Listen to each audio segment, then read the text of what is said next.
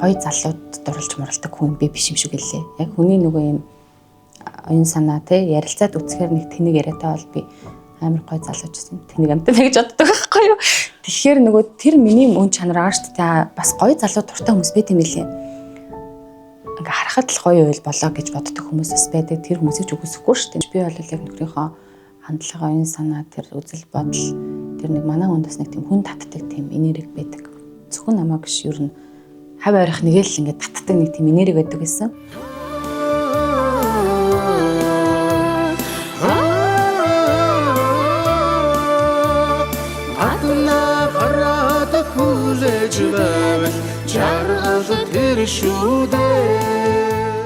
Торч нэг муудалцаал салж малаал нэг тийм үеэс нэг яг нэг төгсөгчл.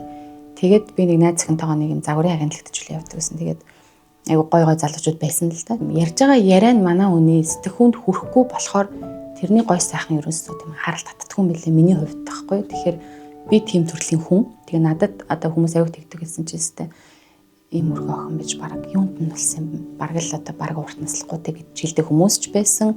Би бас үлдээ нэг тоох ойлцсон шүү дээ. Миний л амьдрал тий. Надад бол нэг тэр нэг чухал байгаагүй. Би биендээ хайртай байсан болоод тий тэр хүнийг татдаг юм байсан болол амьдарч байгаа. Тий ер нь бол болтгүй байсан бол аль дээр салцсан маа шүү дээ тий.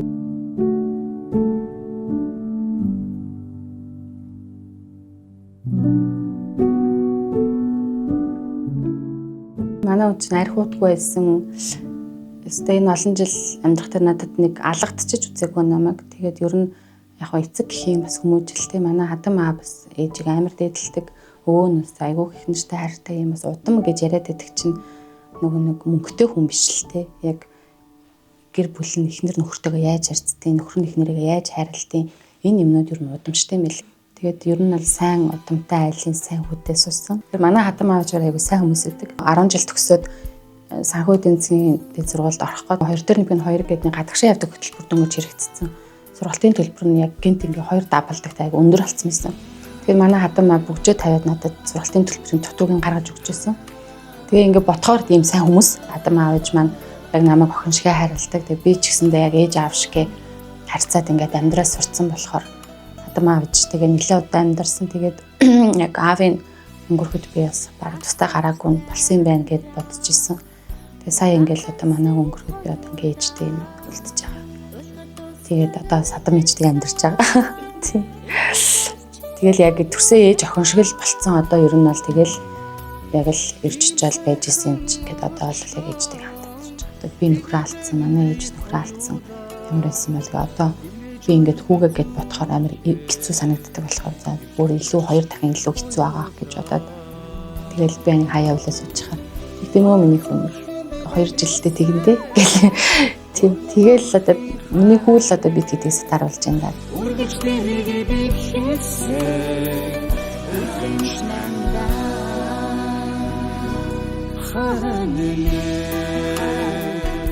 Миний үе аюу хөрхэн сэргэлэн одоо тэгэл бүгднийг л мэдээд байгаа. Байхгүй болцсон байна гэдгийг мэдээд байгаа. Нэг ах таахгүй. Тэгээд тэрийг ааваа гэд дууддаг ахыгаа. Тэгээс тэр ахыг нөгөө байнга байдаг аав биш гэдгийг мэдээд байгаа. Тэгээ нөгөө юм 6 юм хүнтэй тоглоомн дээр ингээл ээж байна, эмээ байна гэд бүгднийг ингээд өрөөд тэгээд 2 аавыг өрөөд байгаа байхгүй. Энэ дээр нь арай нэг бамбуур шиг аавыгаа дээр нь нөгөө аавыгаа доор нь тэр гээд. Тэг хүүхэд бол ерөнхийдөө яг хуу жоох юм чинь юу ч мэдэхгүй гэж бодож болдгоо юм лээ. Бүгдийг мэдчихэдэг, бүгдийг ойлгочихдаг.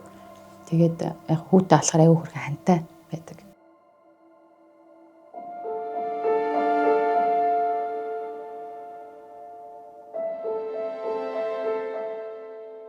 Манай аав бас эрт өнгөрсөн л дөө. Намайг оюутан болох жил өнгөрсөн. Тэгэхээр ер нь аавын хооронд аав ахын хооронд ах тий хань нөхрийн одоо хувьд бол хань нөхөр гэдэг ингээд надад бол одоо миний өнөөдрийн зал заяаг бас аюу бүтээлдсэн л хүн л дээ. Оюун санаа болоод одоо зорилго чиглэл амьдралыг харах өнцөг тий ядаж л амьдрсан шиг амьдрна гэдгийг би ингээд одоо ойлгож байгаа байхгүй нөгөө тухайн үед бол нэг амар ажиллах хэрэгтэй гэл юмд амар яараал шуураал тий аюух тийм төлөвлөгөөт амьдралаар амьдрах гэдэг байсан бол манай хүн бол аюу тийм амьдрсан хүн байхгүй. Тэгэхээр тэндээс аюух юм ойлгосон. Ер нь амьдрах ёстой байна гэдгийг аюу ойлгосон.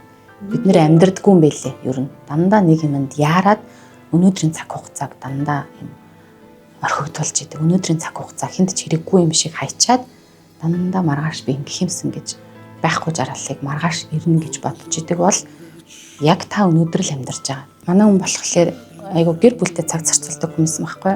Хэмжтэй өр хөвгттэй тий. Тэгээд яг найз нөхдөдөө яг ингэж тийм яг өнөөдөрт айгу амьдардаг хүмүүс. Хүмүүс чинь нөгөө мөнгөтэй болохоор ч юм уу баян болохоор тий эсвэл одоо нэг ингэсний дараа амрана ч юм уу ингэсний дараа аялна гэдэг штэ тэгдэггүй яг л өдөр болгон аялж амарч амьдарч байсан. Тэгээд тийм болохоор би одоо бол харин ч эсэргээрээ нөгөө юм амар завгүй байх гад биш. Зав гаргаж хүүхдтэй эрт очих гэдэг тийм зорилготой байгаад байгаа. Одоо явсныхын дараа л нөгөө ямар философор амьдарч исэн гэдэг нь надад үлдээд би тэрийг аягүй хүн ухаж ойлгож байгаа болохоор амьдрал чинь ерөөсөө амьдрахын нэр болохоос биш хин нэгэнтэй өрсөлдөж ч юм уу тэ брэнд болох гэж тий том байранд амьдрах гэж тийм биш. Өнөөдрийнхөө олдож байгаа цаг хугацааг хайртай хүмүүстэй зарцуулж чаддаг, хайрлаж чаддаг, амьдарч чаддаг байх хэрэгтэй. Би хайртай хүний нутгаас хүлэн сандах хайр агуу сайхан хайрлуулж тий хайрыг мэдэрч би бинийгээ хайрлаж ойлголцож тий битгаар агуу сайн ойлголцож ярилцдаг л байсан л да. За энд дургу инхээр болдгоо юм чинь энийг хийхэ болчих тий. За инхээр болдгоо юм чинь би чиний энийг чинь тисэж чадахгүй шүү тий. Ингэж ярилцгал агуу чухал юм билэ. Энээс бусдын нь бол би тиснэ. Тамхичин л арай хитэрчиж гэдэг юм уу тий. Ярилцагдаад засагдахгүй юм зарим нь хүлэн зөвшөөрнө шүү дээ. Тэгжэл амьдрнуу гэхээс амар өвгөө амьдралч гэж байхгүй, өвгөө хүн ч гэж байхгүй, амар төгс хосч гэж байхгүй тий. Тэрийг бол хүн алхам тутамдаа ярилцаж ойлгоцож бүтээдэг амьдралыг ер нь тийм.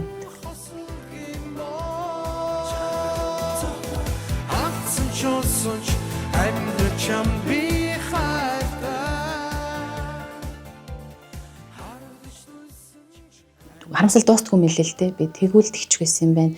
Тэгэхэд тэгсэн бол те ингэсэн бол байх байсан юм уу?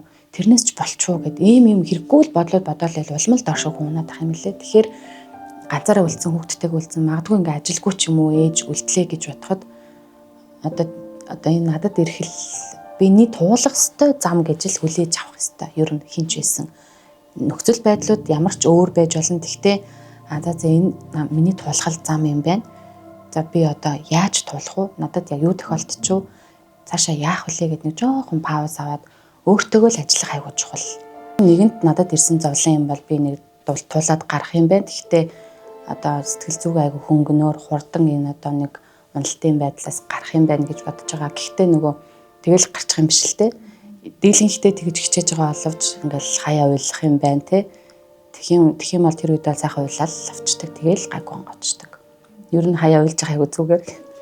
Одоо ингээ миний нүд ингээд хоёр өөр болсон маа ингээ харуул энэ тал бүр ингээ том давхраа орсон байгаа зү.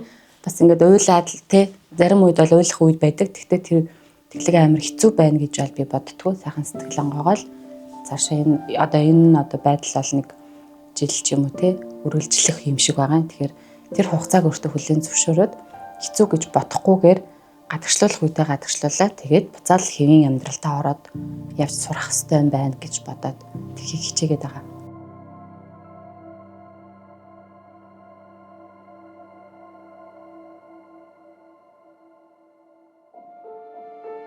Тэр чинь нөгөө багасаа хамт одоо амьдрал сургуулаа төгсөөл яг хамтдаа хийж исэн бүх юмыг хамт хийж исэн болохоор бүхэл юмнээр өгүүлэхийн хувьд бол бүх юмнээр өгүүлэгдэн те гэрт гадаа ажил төрөл юу ч гэдэг юм бүгдэн дээр өгүүлэгдэх боловч өөрийнхөө одоо сэтгэл зүг өөрөө л хүн удирдахгүй болвол бүх юмнээр өгүүлээл хэцүү байна гэдэг байвал угаасаа амьдрал хэцүү дуусахгүй эндээсээ айгу хурдан гарах нь айгу чухал юм байна гэж бодсон. Гэхдээ мэдээж тэр нь нөгөө дурсахгүй ч юм уу санахгүй байх гэсэн үг биш.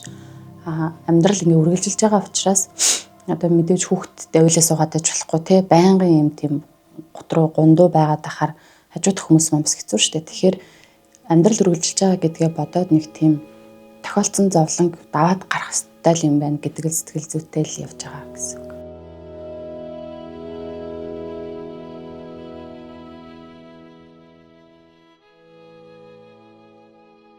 Тэр газар маань бас нэлээд том талбай байсан болохоор тэгэл ялтчгүй за гутлынхаа хажуугаар хувц мувц ингээл одоо дүүргий даа гэж бодож исэн чи ашгүй тэрийгэ болсон.